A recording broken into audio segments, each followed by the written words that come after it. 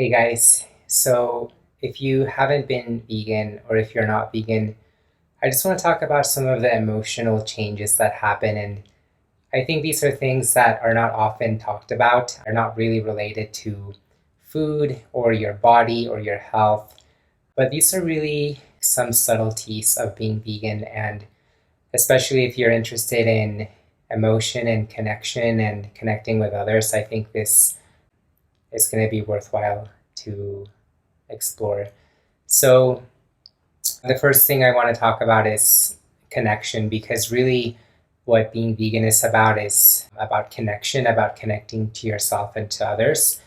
And I think one thing that happens when you're not vegan or when people aren't vegan is that it's subtle, but it affects your ability to connect with others. Something I've noticed is it's more likely if I'm around people who are vegan that they will really be able to see others and connect with others. And I think this stems from the fact that in order to not be vegan, you either have to be completely unaware that there is a horrific amount of suffering involved in eating animals or even products like milk and cheese, where cows are raped and killed and chickens are killed and abused, and newborn male chicks are thrown into grinders, essentially blenders, alive and grinded alive in their first year of life or suffocated. So I think you either have to be completely oblivious, or perhaps more likely, you know in some part of yourself that that is there, and you are choosing to continue to participate in it. And this is important because this is essentially limiting your compassion or ignoring your compassion and ignoring truly seeing others in such a huge way. Because every single time you buy these products and consume these products, you essentially have to close off that compassion, close off truly seeing these living beings, even if they're non-human, truly seeing them and truly seeing their suffering. And it inevitably affects other areas of life. So in, I guess, like the emotional world, there's this concept of not being able to selectively numb emotions. And this comes up a lot, for example, when we talk about depression. If you try to ignore those really intense feelings, if you try to really ignore and numb the sadness or the loneliness or the anxiety or the anger, it's possible to numb those emotions. But what we know is that when you do that, you inevitably numb every emotion. You also numb the joy and the happiness and the gratitude and the connection. And so you can't selectively numb emotions. You're either open and you're open to feeling all of the emotions, whatever they may be, or you are numbed and closed off and you numb yourself to all of them. And this is what happens with what I'm talking about when you try to selectively numb your compassion to others, when you try to selectively ignore what's happening, you inevitably numb your ability to have compassion for any other being and your ability to truly see and connect with every other being. And this includes humans as well. So again, this is a subtle thing, but I've been in social situations around people who are predominantly vegan, and I've been in social situations around people who are not vegan, and there is this sense of a disconnect, like not people not really being able to truly see you and truly connect with you. And I think we are robbing ourselves of that ability to see our friends and to connect with our friends and connect with others and to have compassion for others. So that's the first big point, is that you can't selectively numb feelings and you can't selectively numb your compassion. So if you really want to be open and to have compassion and to have a true ability to see others, I think you have to always do that. And essentially, you can't eat animal products and expect to have that full capacity intact. And I think a deeper point to this too is that at first, when I was thinking of this, I was really thinking of it in that sense of not being able to connect with others. But then I realized that when you do this, it really comes down to fundamentally you are robbing yourself of your true and deep ability to connect with yourself.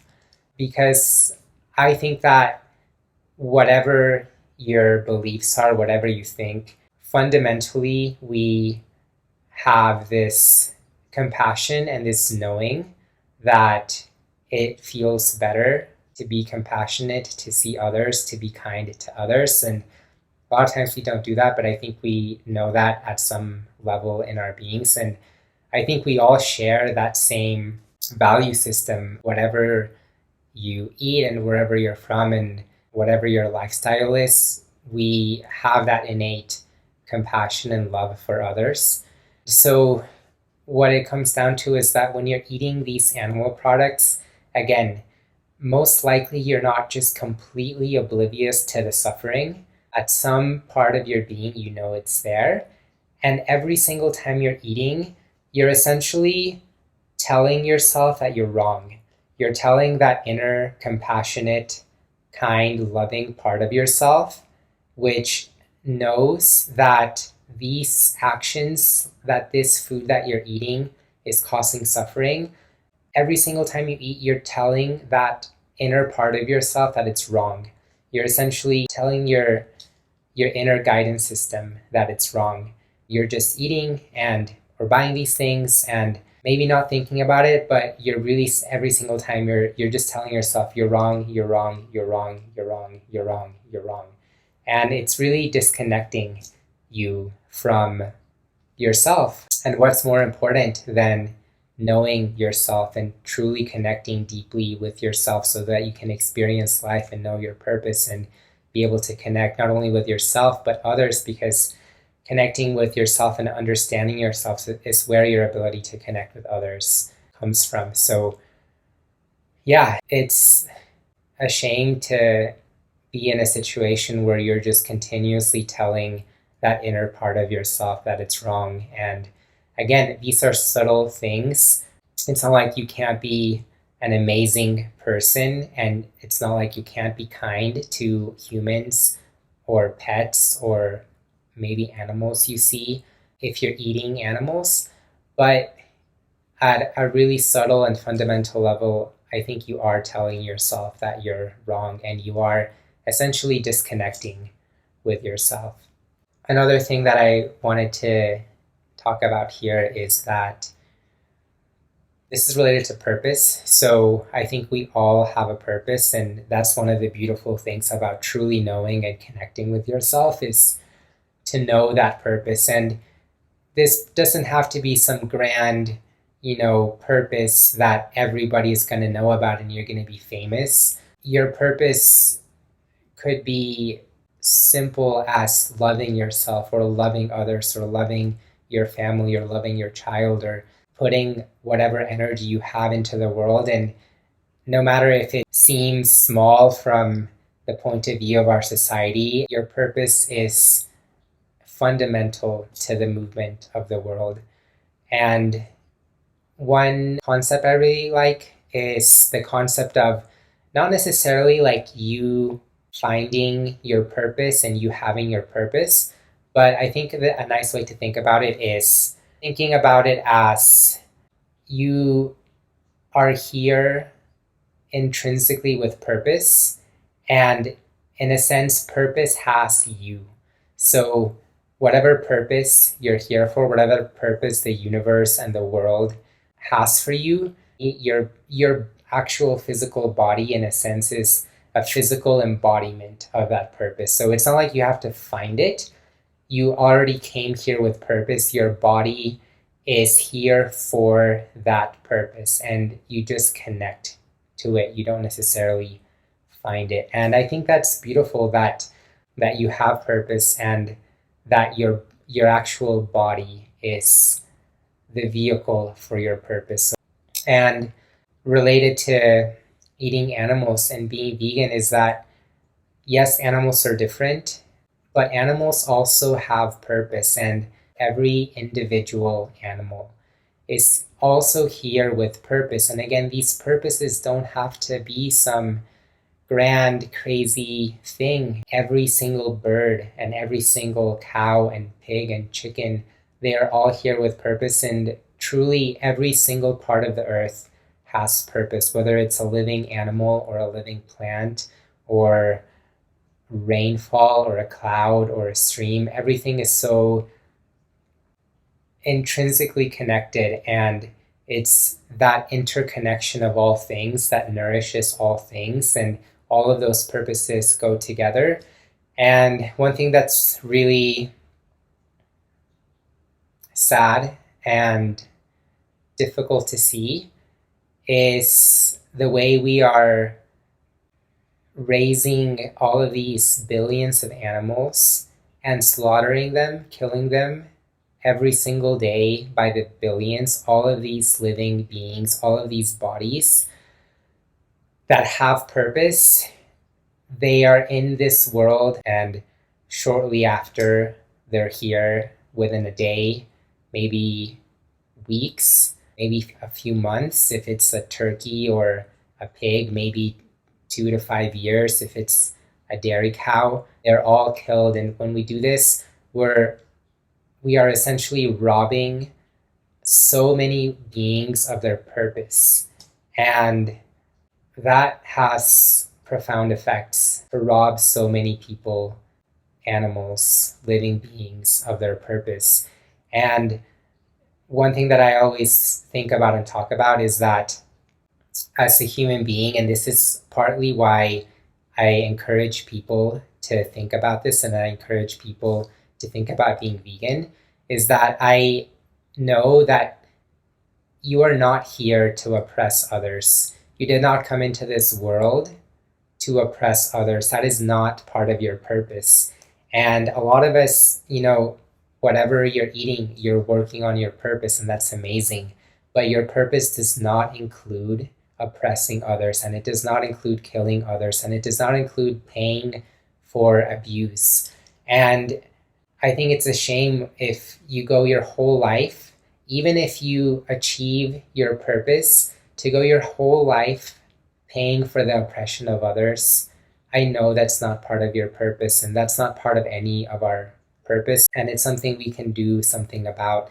So again, when we kill all of these animals, you're robbing all of these bodies of the earth, of the world, with purpose. You're taking that purpose, that capacity for purpose away, and that has consequences which, although subtle, are so deep. And I think the beautiful thing about being vegan, about not eating animals, is that it's a way to truly connect to all of life, to truly connect with yourself. It's amazing what happens to your body, what happens to your emotional being, what happens to your mind when you, first of all, stop being an active part of this abuse of paying others for the bodies of animals. It's amazing when you extend your compassion to all living beings, when you stop telling your internal self, your internal wisdom and guidance system and knowing that it's wrong, when you stop taking the purpose of others from them, it just so beautifully connects you so deeply with yourself. It gives you a capacity to see and understand others so deeply. And I think it makes you so much more aligned with your purpose, and it makes your purpose so much more beautiful, so much more effective, your life so much more fulfilling when you are in that full alignment of not only achieving and going towards your purpose, but not harming others and not taking others' purpose away as you're doing this. Again, this is why I talk about this, and this is why I encourage you and anybody to think about these things and to be vegan. You are so incredibly beautiful, and you have so much purpose, and you have so much capacity for emotion, capacity for compassion, and capacity for understanding. And I just want you to connect to all of that. And it's difficult to truly connect to that when you are ignoring such a huge part of compassion for others, of understanding others.